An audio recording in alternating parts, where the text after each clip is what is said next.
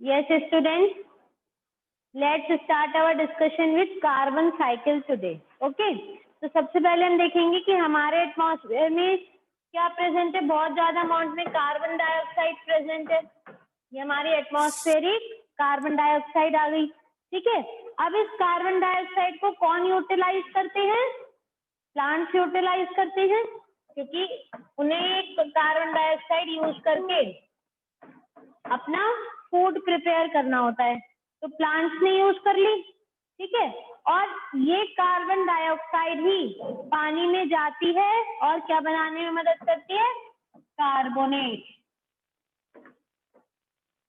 Carbonate in water. ठीक, ऐसे ही होता है हमारा। तो जब कार्बोनेट्स बनते हैं वाटर में, तो तभी तो शेल्स बनती है। एनिमल्स की शेल के लिए कार्बोनेट्स की जरूरत होती है। तो ये हमारा क्या बन गए? ऑर्गेनिक कंपाउंड, यानी प्लांट्स बन गए, यानी सॉरी प्लांट्स ने यूज कर ली और ये कार्बोनेट की फॉर्म में कन्वर्ट हो गई वाटर के अंदर। ठीक, फिर हमने क्या देखा? जो प्लांट्स हैं, जितने भी प्लांट्स होते हैं, वो एक टाइम पे प्लांट्स हो, एनिमल्स हो, ह्यूमंस हो, कोई भी हो, फॉसिल फ्यूल्स बनाएंगे। ठीक, जितने भी पेड़ पौधे जानवर जमीन पे दबते हैं लेयर्स के नीचे, ठीक है, उनको क्या कहते हैं? वो बनाते हैं कोल। ठीक है, और जब वो समुद्र के अंदर जाके दबते हैं, तब वो क्या बनाते हैं? पेट्रोलियम। ठीक, जितने भी, अगर हम बात करते हैं कि हमारे यहाँ फॉसिल फ्यूल्स प्रेजेंट हैं, तो फॉसिल फ्यूल्स की जब भी हम बात करेंगे, तो फॉसिल फ्यूल कैसे बनते हैं कि सी बेड, जो जमीन समुद्र की नीचे की सतह है, उसको सी बेड कहते हैं, या लैंड पे, जमीन पे।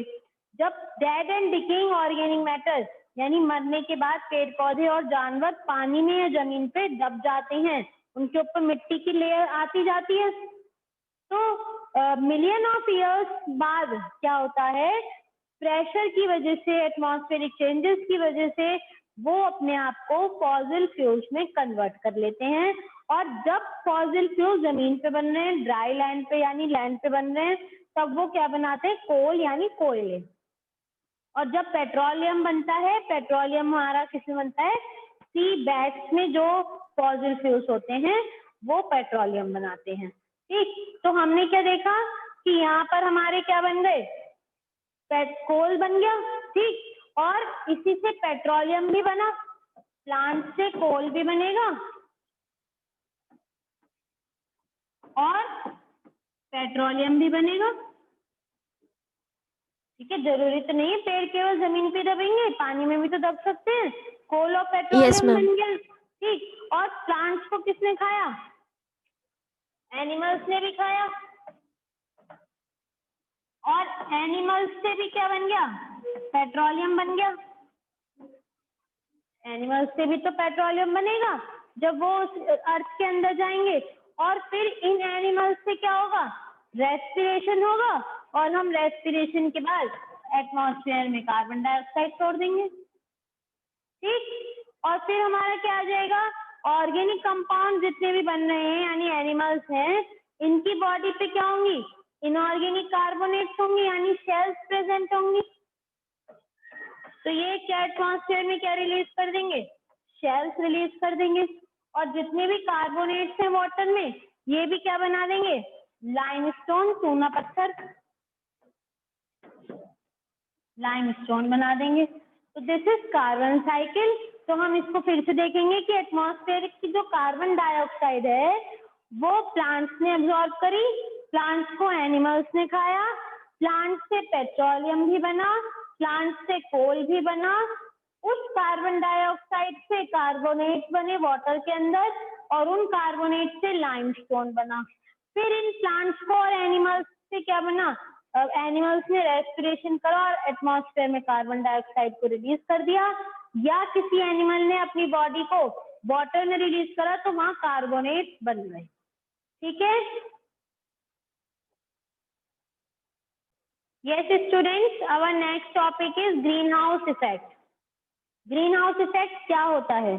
अब जैसे हम लोग इसको इससे रिलेट कर सकते हैं कि अगर हम अपनी अर्थ पे बात कर रहे हैं तो अर्थ पे सनरेज आती हैं, वो हीट क्रिएट करती हैं।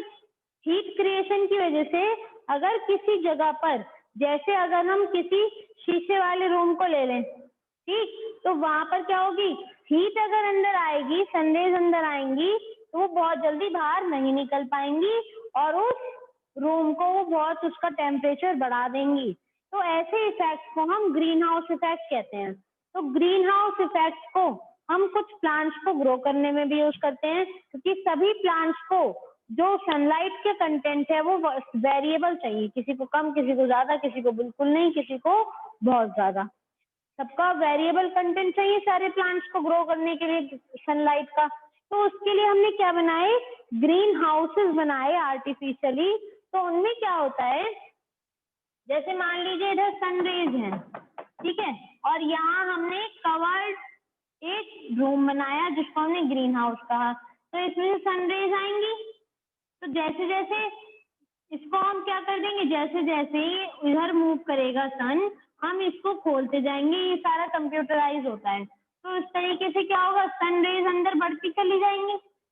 तो जो प्लांट्स इधर पोर्शन पे होंगे उन्हें धूप नहीं मिलेगी, केवल हीट मिलेगी, ठीक है, क्योंकि डायरेक्ट सनरेज इधर आ रही होंगी, तो वो केवल लाइट और हीट ले लेंगे, यहाँ से डायरेक्ट सनरेज नहीं लेंगे। तो इसी तरीके से हम यहाँ प्लांट्स को ग्रो करवाएंगे कि किस पेड़ को कम धूप चाहिए, किसको ज्यादा और किसको बहुत ज्यादा, और उसके हिसाब से हम इनको बंद, इस शटर को ओपन या क्लोज कर सकते हैं।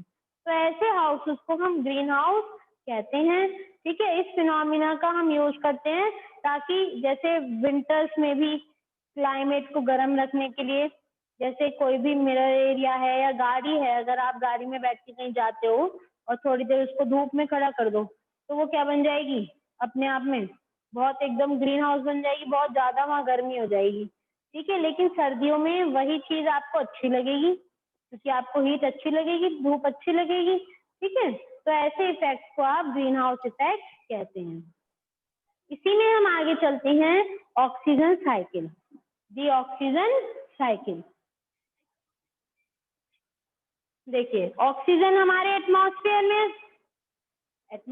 में ऑक्सीजन प्रेजेंट है, ठीक। और अब इस ऑक्सीजन को रेस्पिरेशन के थ्रू यूज करके क्या बना देंगे, यानी रेस्पिरेशन होगा और इसी ऑक्सीजन से हमारा CO2 और H2O रिलीज होगा रेस्पिरेशन के टाइम पे। हम लोग रेस्पायर करते हैं ना, वाटर मॉइस्चर भी निकालते हैं, यानी हम कभी अपनी मुंह की या नोज की जो एयर है उसको किसी ग्लास पे ब्लो करके देखते हैं तो वो गीला हो जाता है, मॉइस्ट हो जाता है, तो उससे हमें पता चलता है कि हमारी ब्रीथिंग में मॉइस्चर भी होता है।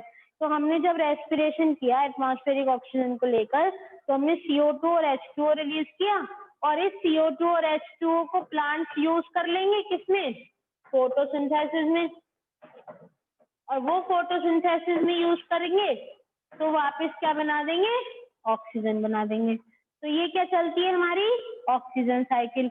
इसी से हमारी क्या चलती है, ऑर्गेनिक मॉलिक्यूल भी बनते हैं, यानी कार्बन डाइऑक्साइड की जब हम साइकिल की बात करते हैं तो जैसे ग्लूकोज बनता है ना फोटोसिंथेसिस से, तो ये प्रोसेस भी चलता है हमारा।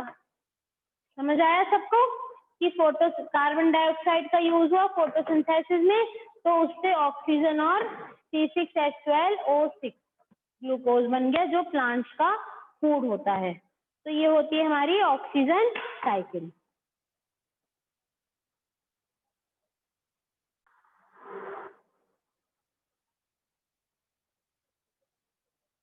देखिए बेटा, नेक्स्ट टॉपिक शुरू होता है ओजोन लेयर, ठीक है, ओजोन लेयर।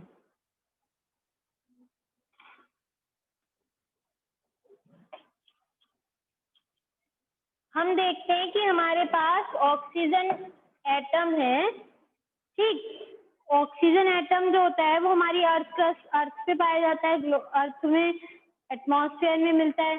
तो हमारे सन से क्या आती है, अल्ट्रा वायलेट रेज आती हैं और वो इस ऑक्सीजन को ब्रेक करके दो ऑक्सीजन एटम में कन्वर्ट कर देती है। ये एटम है और ये मॉलिक्यूल है, ठीक है। तो क्या होता है कि जब ऑक्सीजन एक ऑक्सीजन एटम के साथ मिलती है तब वो बनाती है O3 मॉलिक्यूल, जिसको आप ओजोन कहते हैं। तो ओजोन एक लेयर होती है जो हमारे अर्थ पे प्रेजेंट है, ठीक है, और हमारी अर्थ को सन की हार्मफुल अल्ट्रावायलेट रेज से बचाती है। अगर डायरेक्टली अल्ट्रावायलेट रेज हमारी अर्थ पे पहुंचती हैं तो हमारे लिए बहुत हार्मफुल होती हैं और स्किन कैंसर जैसी डिसीजेस करा सकती हैं। ठीक, तो